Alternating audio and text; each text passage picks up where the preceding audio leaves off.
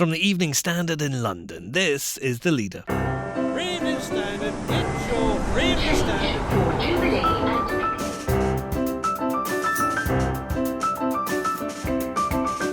Hi, I'm David Marsland. What's causing the gloom over London? 4 boroughs in particular seem to stand out in these figures. Lambeth, Hackney, Islington and Camden, which are consistently rated as pretty miserable places to live. Our consumer business editor, Jonathan Prynn, on the government stats showing the city's happiness rate is falling. And you will never get, fed up from looking at the treasure of Tutankhamun. Every tiny detail in the treasure is beautiful and it has a story. why London still loves Tutankhamun.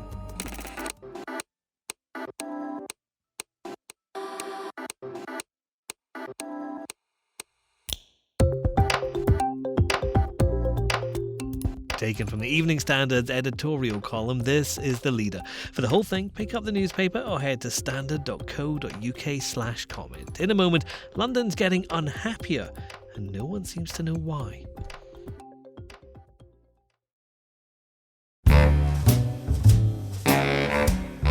Every year, the Office for National Statistics measures the country's happiness with a survey asking questions like, overall, how happy did you feel yesterday?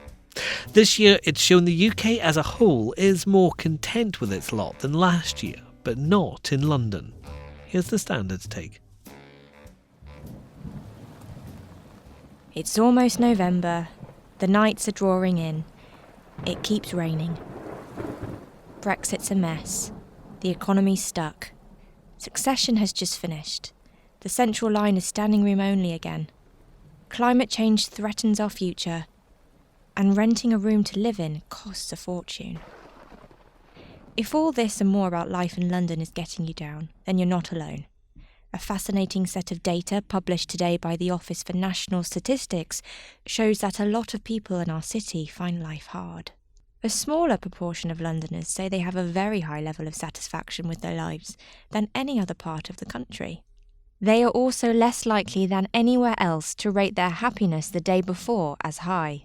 Well, our consumer business editor, Jonathan Prynn, is here. Jonathan, some of these figures make for some pretty grim reading.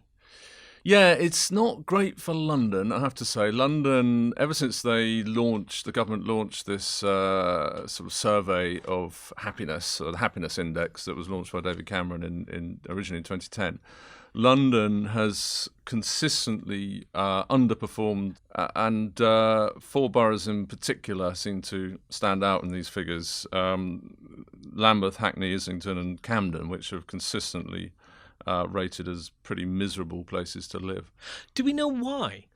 We don't really. This year, because those 4 boroughs have so consistently performed badly, they've tried to do a little exercise in drilling down into the figures, and they looked at Lambeth in particular and tried to draw some conclusions. And it turns out, not that surprising stuff that we probably already know, that Lambeth, for example, has not very good air. Pollution is high. Housing is expensive. It has a lot of kids growing up in poverty. Crime is quite bad. And I guess these are all factors that would make people living in Camden feel more anxious than someone living in, the Orkney Islands or South Devon or these places that perform very well in the happiness index. Are there any areas of London that are happier?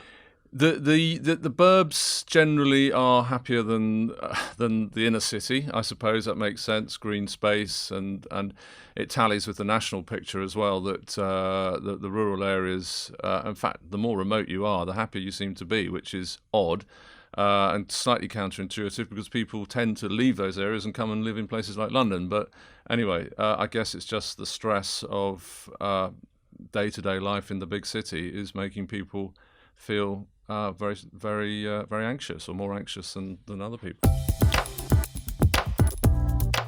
The survey's not all doom and gloom. It shows that across the country we're less anxious than we used to be, with more than 40% saying their anxiety levels are very low.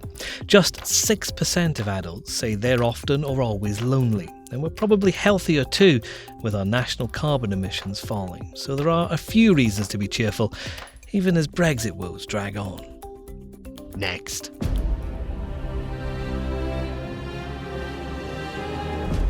Tutankhamun's tomb was opened in 1922 ahead of an exhibition at the Saatchi Gallery, while we're still fascinated by what was found inside it.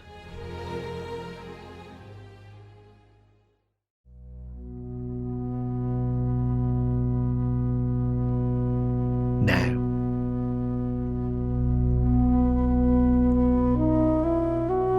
the story of Tutankhamun and his hidden tomb has gripped our imaginations since it was discovered in 1922. Now, the more than 3,000-year-old artefacts have made their way to London for the first time in decades and are going on display at the Saatchi Gallery. The leader spoke to the exhibition's curator about those wonderful things that have captivated so many.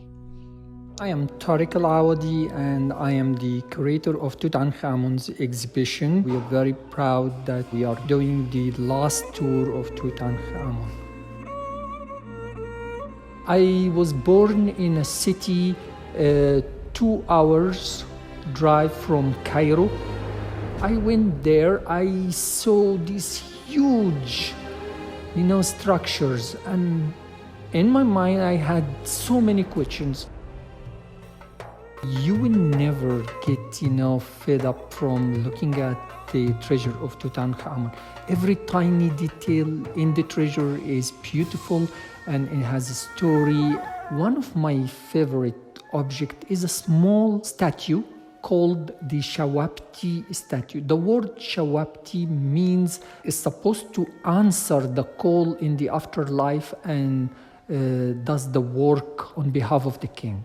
It's a small statue made out of wood and it's beautiful. The face looks like the royal face of Tutankhamun and the head is wearing the so-called the war crown, the Hebrish crown, and the hands are crossed on the body, on the chest, holding the royal scepter. One of the high officials wrote his name and a dedication on the base of the statue. By writing his name, he thought that he will live forever with Tutankhamun. Why? Because the ancient Egyptian believed that to have your name remembered means you live. And this is one of my favorite objects in the exhibition. I already have my name connected with the tour of Tutankhamun, and this is an honor for me.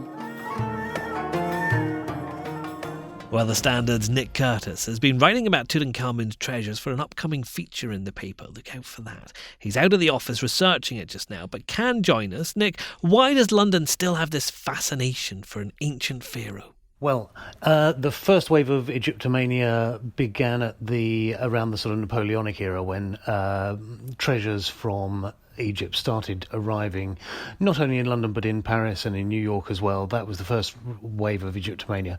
But what really kicked it off was the discovery of Tutankhamun's tomb in 1922, which was really the first media archaeological event. That's what I was told by a chap from the British Museum who I was chatting to about this current exhibition.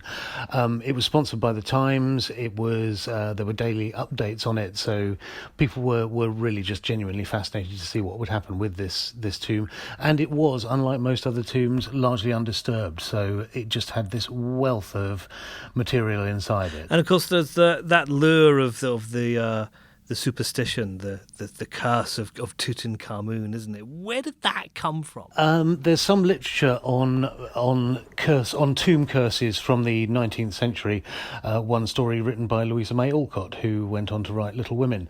But the idea of Tutankhamun's curse was largely created by the Daily Mail in response to the death of Lord Carnarvon from an infected insect bite. Sundry other people connected with the dig did die within a matter of weeks, months and years of it, but lots of them, including Howard Carter, who actually opened it, lived on to a ripe old age. Isn't it a little bit morbid, though, going to an exhibition that's about death? Yes, one of the things that the people I've been talking to about this have said we rather unfairly harp on the Egyptian obsession with death. Yes, they did have these interesting and to us very strange funeral practices, but they were also a society that's really celebrated life and love and eating and drinking and things like that. So it was a very, very vibrant civilization that lasted for at least 4,000 years, so twice as long as what we tend to call modern Western civilization. And you've talked about how Tutankhamun has been a blockbuster event since his tomb was uncovered. Do you think modern audiences will have the same reaction when they see these exhibits? Because back in the 70s when it was here before, and obviously when it was discovered, this would have been all new, a whole different type of culture that people wouldn't have much familiarity with. That's true. Again, the people I've been speaking to for the article I'm writing have been suggesting to me that even though the world has changed since London first saw Tutankhamun's treasure in 1972, and we obviously can see much more online now, and have become used to blasé really, and used to the idea of blockbuster exhibitions, this one still keeps drawing in the crowds. It's come to London from Paris, where it attracted 1.4 million visitors, which is the largest crowd ever drawn to any exhibition in Paris. I think the fascination endures with Tutankhamun and with ancient Egypt. The exhibition opens at the Saatchi Gallery in London on November the 2nd. And that's The Leader. Please rate and subscribe wherever you get your podcasts. And if you're in the mood for more great stories, check out Woman Tech Charge from the Evening Standard, where you'll find former F1 driver Susie Wolff talking about her astonishing career. We're back at 4 tomorrow.